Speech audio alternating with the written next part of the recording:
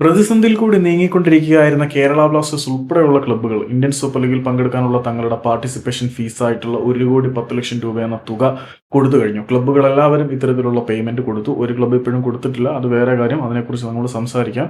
ജംഷഡ്പൂരിനെ പോലെ തന്നെ ഇപ്പോൾ അത്യാവശ്യം ഈഗോ അവരുടെ ഭാഗത്തുനിന്ന് ഉണ്ടാവും. കാരണം അവരുടെ ഈഗോയ്ക്ക് ന്യായമായിട്ടുള്ള റീസൺസ് ഉണ്ട്. അതിനെക്കുറിച്ച് നമുക്ക് പിന്നീട് സംസാരിക്കാം.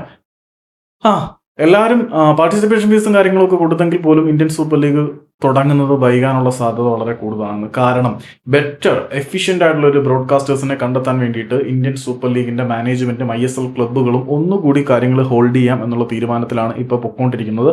അതുകൊണ്ട് തന്നെ സീസൺ ലേറ്റ് ആവാൻ, സീസൺ ഓൾറെഡി സ്റ്റാർട്ട് ചെയ്തിട്ടുണ്ടല്ലോ, ഡ്യൂറൻ കപ്പ് ഇപ്പോൾ നടന്നുകൊണ്ടിരിക്കുമല്ലേ. ഇന്ത്യൻ സൂപ്പർ ലീഗ് ഒക്ടോബർ 15-ന് ശേഷം നടക്കാനാണ് സാധ്യത എന്നാണ് അറിയുന്നത്. അപ്പം ഇന്ത്യൻ സൂപ്പർ ലീഗ് ഒരു ബെറ്റർ ബ്രോഡ്കാസ്റ്ററെ കണ്ടെത്തുന്നതിന് വേണ്ടിയിട്ട് ഒന്ന് ചവിട്ടി പിടിക്കുമെന്നാണ് ഇപ്പം പുറത്തേക്ക് വരുന്ന റിപ്പോർട്ടുകളെല്ലാം സൂചിപ്പിക്കുന്നത്.